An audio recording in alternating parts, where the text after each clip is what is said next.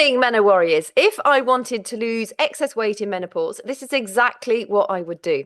That's what I'm going over today because so many women I speak with are faced with this problem: ongoing weight, even when you think you're doing the right things. So I'm going to break it down today to help you understand why it's happening, that the body is actually really clever and we're just trying to outthink the body. But when we understand the processes that are going on beneath the hood, then we can work with our bodies rather than against them. And in most cases, we are unwittingly shooting ourselves in the foot. The frustrating part is that we don't see the needle moving anymore. We're doing the things, and often we start doing more of the things more intensely. We start training harder. We might start restricting what we're eating more. And that results in us fighting our own natural development. But once you stop fighting the body and working with it, it all tends to make sense. And it all does begin with hormones, but not in the way that you might think. So starting with estrogen, it is not just a reproductive hormone.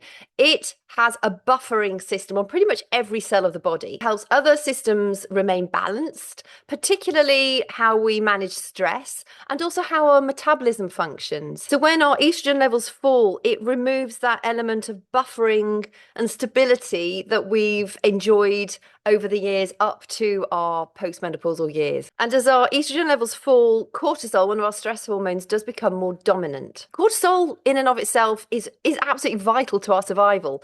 And I think we talk about it very often in a negative way, particularly belly fat. And that's partly because we have 4 times the amount of cortisol receptors around our belly than we do in any other part of the body. But because as estrogen falls, cortisol rises, it means that our resilience to stress falls and the balancing effect of estrogen is less noticeable. So it has a dual-pronged negative impact on how our body perceives stress because it doesn't have the regulatory effect to such a degree of estrogen, and we have more cortisol in our body, so we have less resilience to stress. And as well as the emotional impact of feeling more stressed and more wired and more anxious and everything that has an impact on in your life, it also has a physiological impact. When the body is under perceived stress, it thinks, okay, right, we're going to have to hang on to energy because we're facing a stressful situation. So that tends to make us hang on to fuel, energy, fat. It reduces non-essential energy expenditure. So you might notice your hair, your skin is not looking so fine as it used to do because you don't need healthy skin or hair to survive. That's one of the first things that you will notice when you are under a period of increased stress. And it prioritizes survival pathways over repair and restoration, and also your metabolism, because your metabolism then slows down. So this is the sort of protect and store phase that so many of us find ourselves in. We are slowing down, we feel more sluggish, and we are gaining weight. Estrogen also plays an important role in how sensitive we are to insulin, which is our fat storing hormone. But insulin isn't the problem in itself, it's how sensitive our cells are to insulin. So if you've had a healthy lifestyle, you don't eat a lot of ultra processed foods or sugars or cakes, pastries, etc., your insulin sensitivity will be pretty good still. But if you do eat more refined carbohydrates, more of the junk foods, drink the sodas, etc., your insulin sensitivity will not be as good as somebody who maybe eats slightly healthier and drinks slightly healthier. The other thing is that as estrogen levels fall, even if you have good insulin sensitivity, that is dampened slightly. So we all tend to lose a little bit of our sensitivity to insulin as we go through our menopausal years.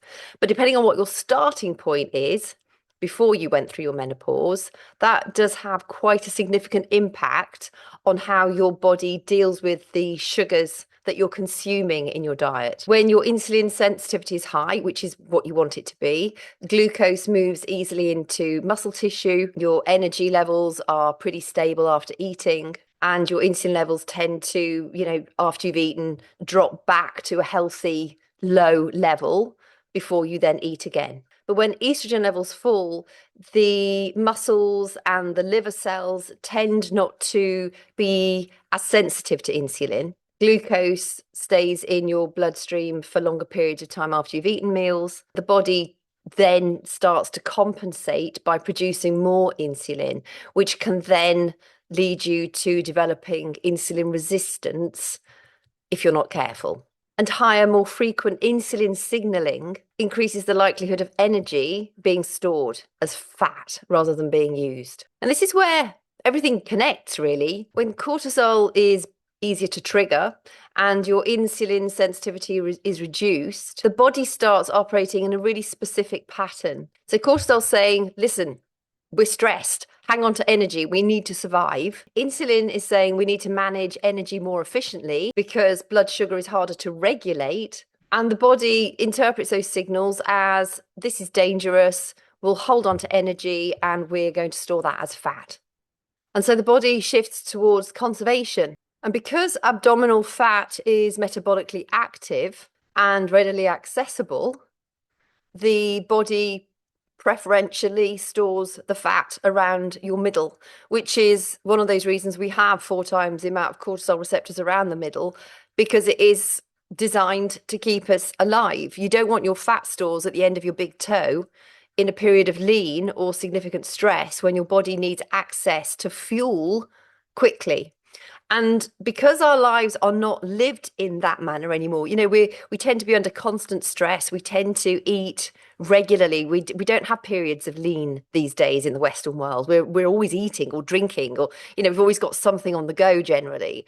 So we are just making that situation worse, because even the constant food and drink, particularly when it's slightly higher in sugar, that a lot of our food and drink is, or it's got, artificial sweeteners, preservatives, emulsifiers, things that don't grow on a tree or you pick off a bush. You don't go and pick off an emulsifier molecule off the bush and eat it with your raspberries.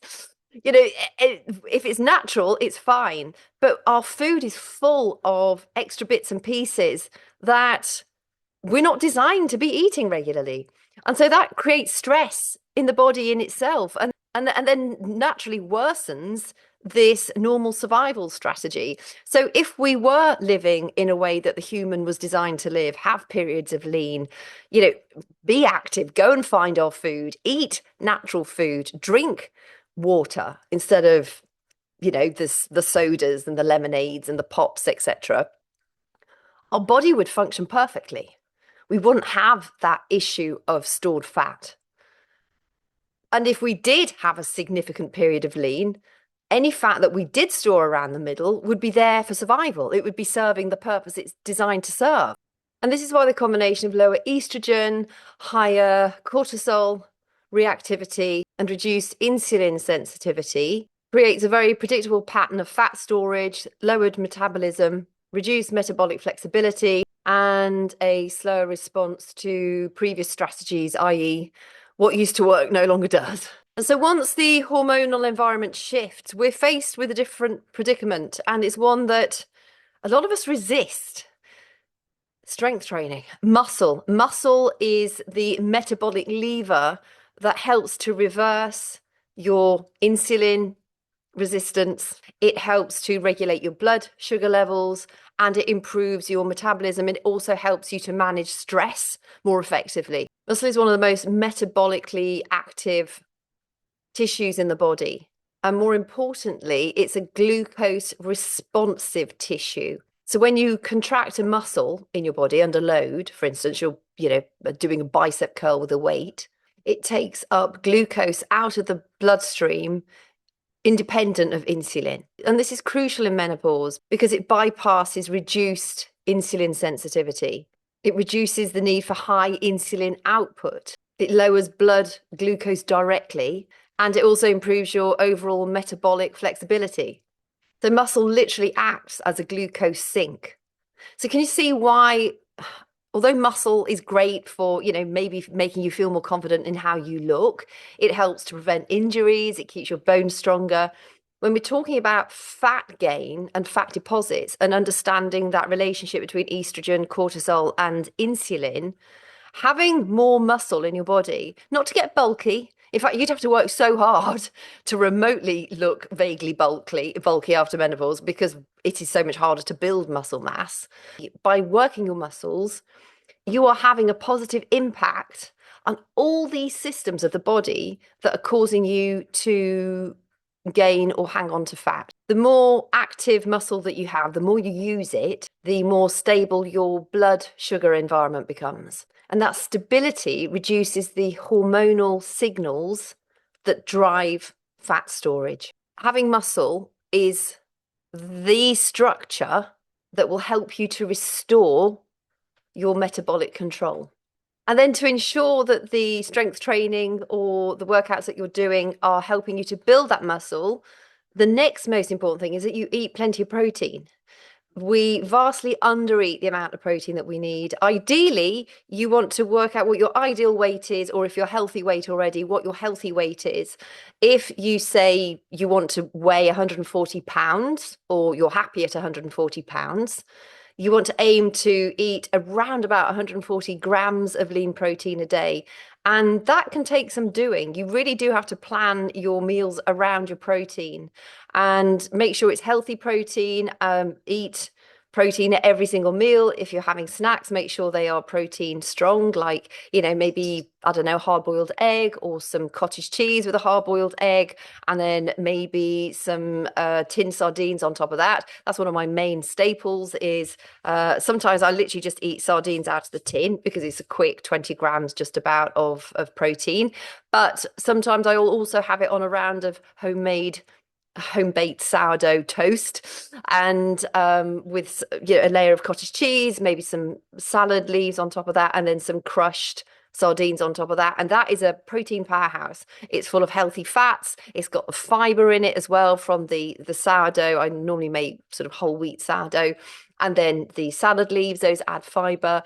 So when you can combine good amounts of protein with fiber, because fiber is really good for your gut health, but it also slows down the digestion. So protein will slow your digestion down a little bit, so will the fiber, and that helps to regulate your blood sugar levels. If you eat, say you have a toffee, your blood sugar levels are going to go sky high immediately. The toffee is nutritionally devoid, and you'll have that negative impact on literally every cell of your body because of the blood sugar spike that has happened. Now, if it's the odd random toffee, you have a toffee as an occasional treat, that's not going to be a major problem. The problem is that most of us are having a toffee and then we're thinking, oh, I'm still a bit hungry, so I'll have a couple of biscuits. And then, half an hour later, you're still hungry, of course, because your blood sugars are all out of whack. And what you've eaten hasn't filled you up nutritionally. It's just almost an emotional food that you've eaten for that sugar kick.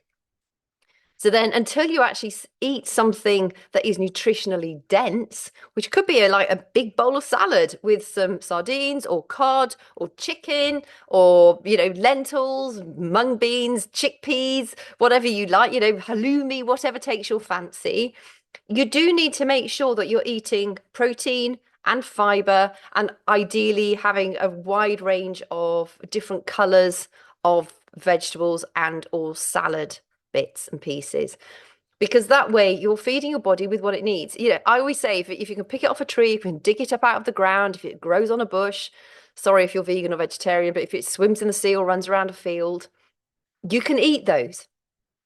That is natural food. But not if it's come out of a packet or a sweet factory or the biscuit and cake and cookie place. That is not real food. And yes, you can have it as the occasional treat. But I mean, personally, I also think, is it really a treat? Not really. It depends what your goals are. And we do need to think long and hard about what we eat. There is a growing obesity epidemic. When you think of the technological advances that we have enjoyed, yet our food is still designed to be addictive by men and women in coats, in laboratories, little white coats in their laboratories, making food addictive so you go back and keep wanting to eat more and more and more. How often do you eat one biscuit and think, that's enough? Even if you just have two instead of three or four or five, how many of us actually just eat the one biscuit? Same with a packet of crisps. It's rare to just eat the one and then think, whoa, it's fine and done. How often do you eat an apple and think, whoa, God, I'm desperate for another apple? Rarely. I mean, I actually could eat two or three apples. I love apples. I love fruit. But hopefully you're understanding what I'm meaning here. The food that is designed by humans to be addictive is the food we really ought to be avoiding. And that also goes for your drive-throughs. Even if you say, oh, I have the chicken salad, do you have the salad dressing? Because often the salad dressing is packed full of the stuff that you don't want to be eating. Have the chicken and the salad, but avoid the salad dressing or take your own, make your own up. Because salad dressings are pretty much as bad as your can of Coke or your can of fizzy orange or whatever it might be. So just by having that awareness around what we're eating and trying to make sure that the vast majority of the food that we eat is natural food, proper food, your blood sugar levels should be healthy. Your insulin levels should be able to manage what you're eating and drinking when you eat and drink food designed for a human. We've become really used to accepting obesity in our society. We've become really used to hearing pre-diabetes and diabetes 2, diabetes mellitus, not diabetes 1. And we shouldn't be getting used to that. Diabetes has serious implications. You can lose your extremities due to a lack of blood flow. You can go blind. Some people will say, oh, it's too expensive to eat healthy. It's not. You can go and buy a massive bag of potatoes for not very much. You can go a massive bag of onions for not very much. You can grow your own. Frozen cabbage. There's so many frozen vegetables and frozen fruit these days. It costs a fraction. Yes, it takes a bit of time. So you've got to go home and you've got to prepare it. But even frozen vegetables, you don't have to cook them like you have to cook fresh vegetables because they're frozen. You just heat them up pretty much and eat them. You can cook a large chicken. A large chicken will feed you for a long period of time at the fraction of a cost that will you'll buy a drive-through for. How many coffees do we drink a day out? How much money are we wasting on those sorts of things? And then with the extras on them, the cream, the things they drop on the top of the frothy, creamy stuff, the syrups that go into a lot of those drinks that we buy at the coffee shops.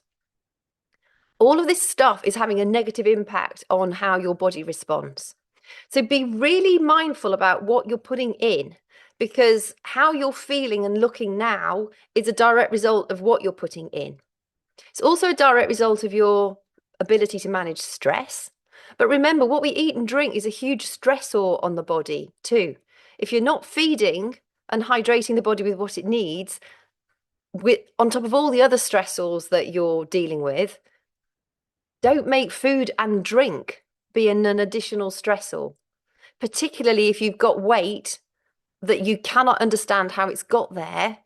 Often it is by becoming a little bit more observant about those licks, those sips, those quick bites that we're eating throughout the day on a consistent basis. So by eating sufficient protein, not just for your muscles, protein is the building block of your life, your health. So by eating healthy protein throughout the course of the day, daily, and that might involve having a healthy protein shake. I drink a protein shake after I've done my workout. I often have some of my protein powder in my pre-workout yogurt bowl, and then I have a large cup of my protein powder after I've finished my workout. So between my pre-workout meal and my post-workout muscle recovery drink, I've probably already had 50, 60 grams of protein. That's pretty good. That's nearly half of what I need on a daily basis. So then I've still got my lunch or my mid-afternoon sort of late lunch. And then I've still got my evening meal. So that's how I make sure I'm eating enough protein. I will add a video here that gives you quick and easy ways of eating more protein. You'll find that when you feed your body like a human, you won't have those sugar crashes. You won't have those cravings. You'll have consistent energy. You'll sleep better. You'll just feel better. And make sure that you're drinking enough water as well. You know, people say, oh, drink 6 cups of water or 8 glasses of water a day. How big's the glass for a start? What you really want to know is what your current weight is in pounds. So say you weigh 140 pounds, you divide that in 2, and you want to be drinking 70, so half of 140, 70 fluid ounces of water a day. And if you're in a very hot climate, or you're very active or you sweat a lot, you'll need to drink more than that as well. So it's what your current weight is in pounds, halve that, and that amount of your weight halved is how many fluid ounces of water you should be drinking daily. I want to cover walking because there's a lot of people that go, yeah, walking, do walking, it's going to help you lose weight. Walking is great, it's brilliant for your mental health. It is not going to help you lose excess fat if you're not also watching what you're eating and not strength training. You need walking is an extra bonus. It's not the core foundation. So while yes, get your steps in if you can do, I wouldn't worry about trying to get 10,000 steps in a day. Do what you can. Remove the stress around it. I don't think I walk 10,000 steps every day. I don't even think about it. I just know that if I'm out and about with the dogs, I'm taking them for a walk, depending on how long we have and what the weather's like. But I am making sure I'm getting my strength training done. That is so important. So walking, see it as a nice extra, or any gentle movement. You might do your strength training, then do a yoga session or a Pilates session. You might have quite a robust Pilates workout, which acts like strength training. So that's brilliant if that's the case.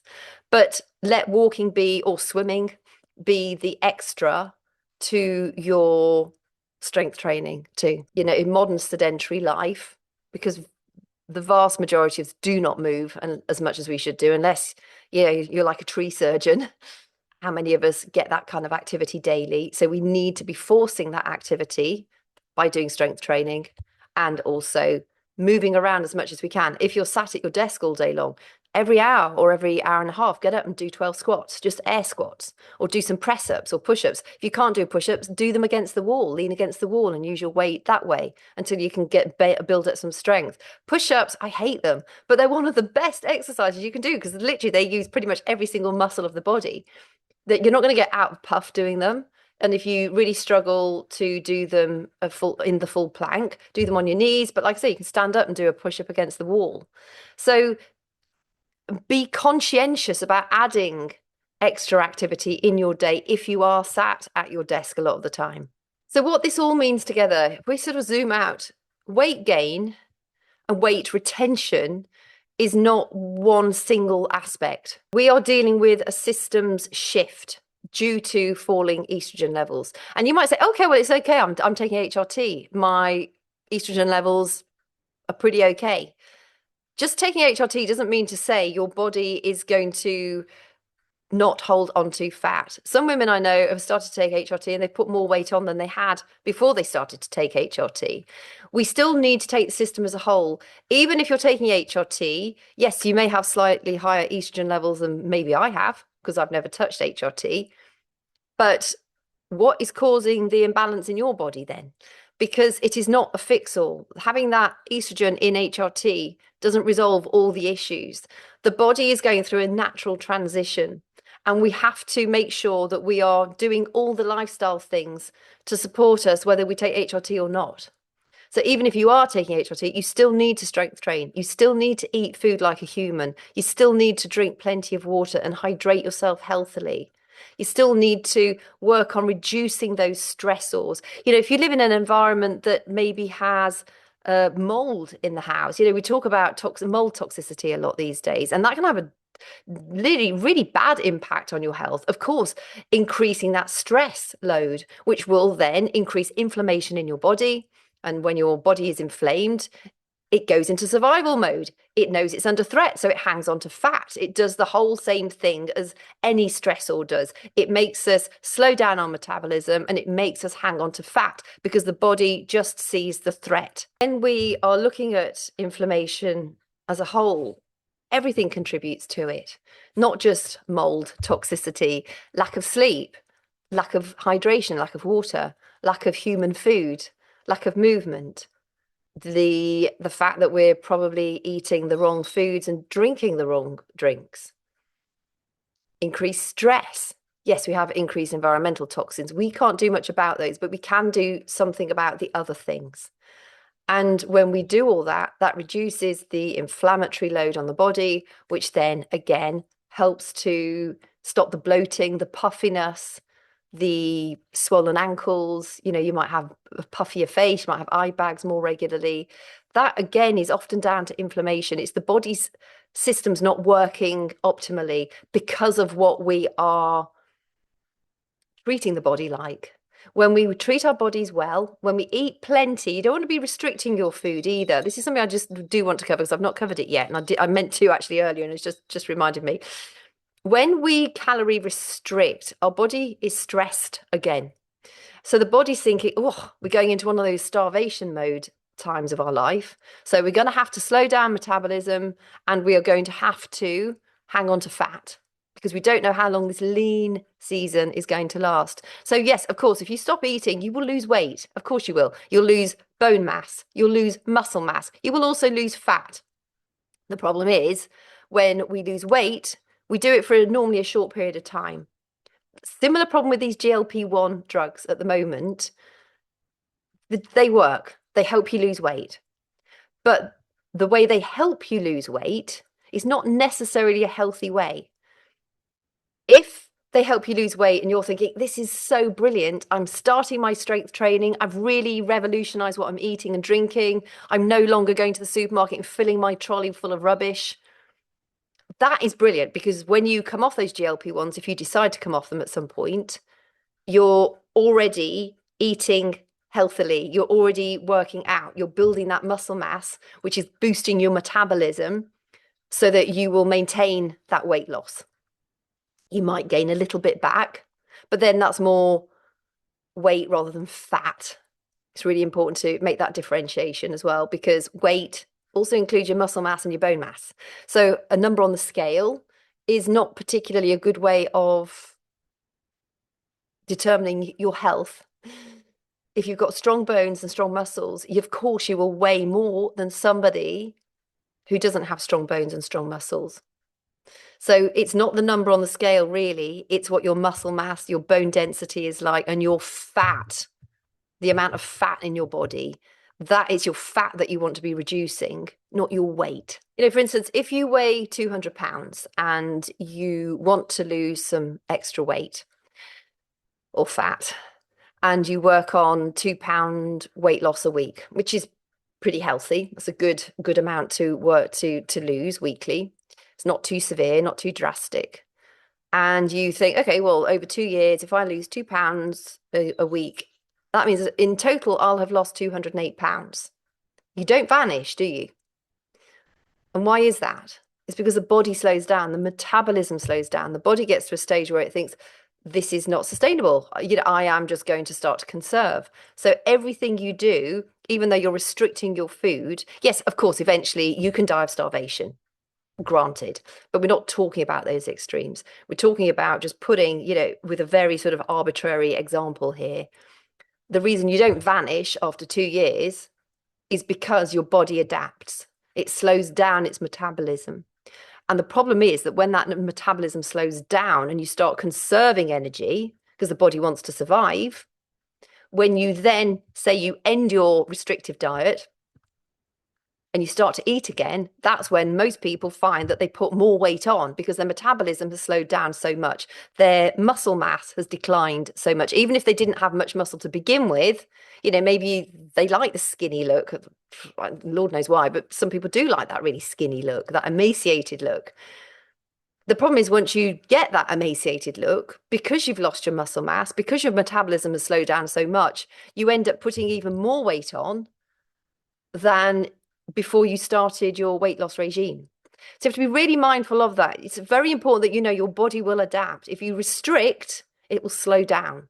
So ideally what you want to do is change what you're eating. If you're not eating healthy food yet, start eating healthy food. Eat food for a human. Start to strength train. It's going to keep your metabolism fired up, it keeps your muscles strong, it helps prevent your bones becoming brittle, it keeps you flexible, it stops you falling over, keeps your coordination better. It's good for your mental health, helps to detoxify the body, which will help reduce that inflammation even further.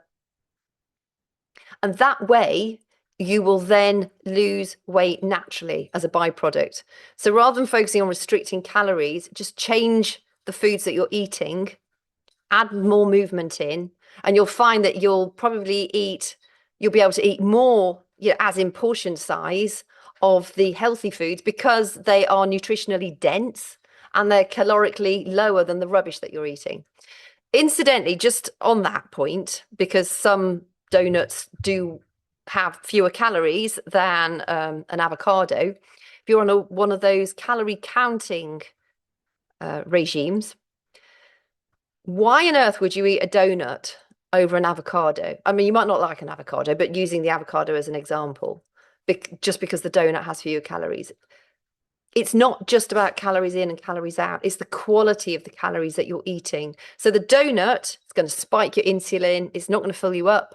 It's going to put your body into a stress response. It's going to increase your inflammation. But an avocado is going to keep you fuller for longer. It's full of fiber. It's full of important vitamins and minerals. It's full of healthy fats. It will fill you up for much, much longer. And it's a natural food. So your body is going to think, yeah, great, give me that. That's lovely. It's delicious. That's what I need.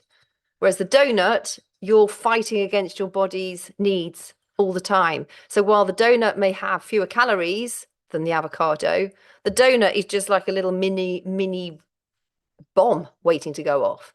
The minute you start to eat that thing, it sets off this myriad of negative chain reactions in your body, which is not what you want. So the goal is not to force fat loss. It's about rebuilding the system that allows fat loss to happen naturally. It's about allowing muscle to restore your metabolic function, movement to regulate your energy flow and improve your sleep and your mood, nutrition and muscle mass to stabilize your blood sugars, hydration to help with that fat loss, help with reducing inflammation, help to detoxify your body and cellular renewal, and stress regulation to reduce unnecessary stress activation. And I appreciate it.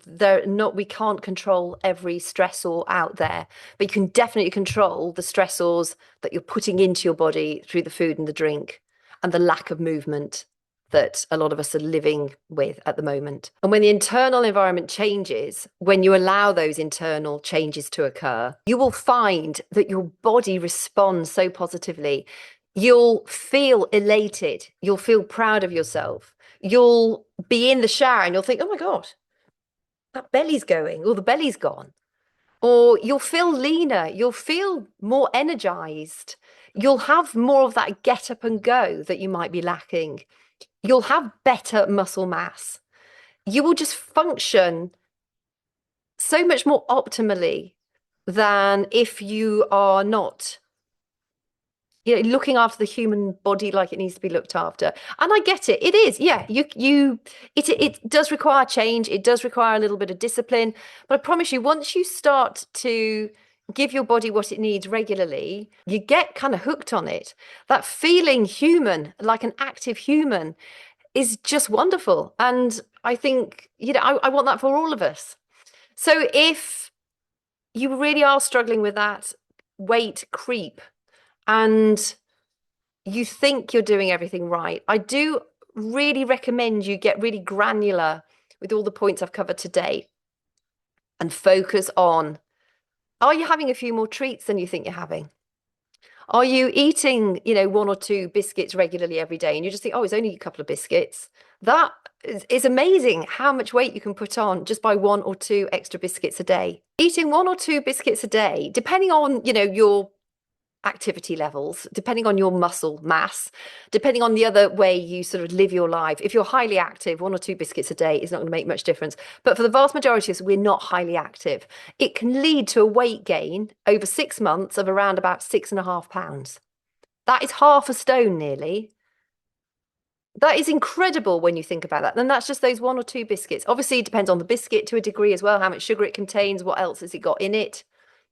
But at the very basic, like a digestive biscuit, if you eat one or two of those a day over the course of 6 months, it can lead to a 6.5 pound weight gain, which is quite astounding.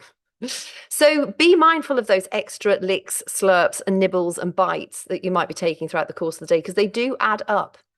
If you feel like you want a healthy snack, I always recommend having maybe two dates. Yes, they are dried fruit, and dried fruit definitely has more sugar in it than natural fruit or undried fruit. Or have a handful of nuts. Again, nuts are quite high in fat. So you don't want to eat like loads and loads of nuts, but a handful of nuts are high in fiber, essential vitamins, healthy fats. We need healthy fats. Dates, a couple of dates a day is not going to do you any harm, but it's just eating things that are real food rather than the packaged varieties that are quick and easy and, quite frankly, quite tasty sometimes, but they're not actually doing you any favors. So I will leave you on that. I'd be really intrigued to hear what you have found has worked for you. I haven't covered intermittent fasting today. Again, I think it used to work really, really well. I don't think it works so well for me now that I'm postmenopausal. It can increase more stress. Women's bodies need more carbohydrate. We assimilate carbohydrates better than men do. So fasting for men can be brilliant. It's not always the best for women, particularly postmenopause. Plus, we need that protein. So, if intermittent fasting works really well for you, I'd be really interested to hear what ratio you use of intermittent fasting. But beyond that, let me know what you found works for you. Have you noticed that just by adding an extra glass of water a day has helped you shift some extra pounds? Have you finally started strength training, or are you still resistant to strength training? You don't even need to be strength training 5 or 6 times a week. I tend to work out 5 or 6 times a week, strength training, different body parts every day. 2 to 4 sessions a week, if you've not yet done it before, is still going to be such a huge improvement on no strength training at all. So I hope that's been helpful. I promise you, if you do these things, it works. Just treat your body like a human and you'll find you'll feel so much more like a human. So thank you so much for your company, and I will look forward to chatting with you again next week.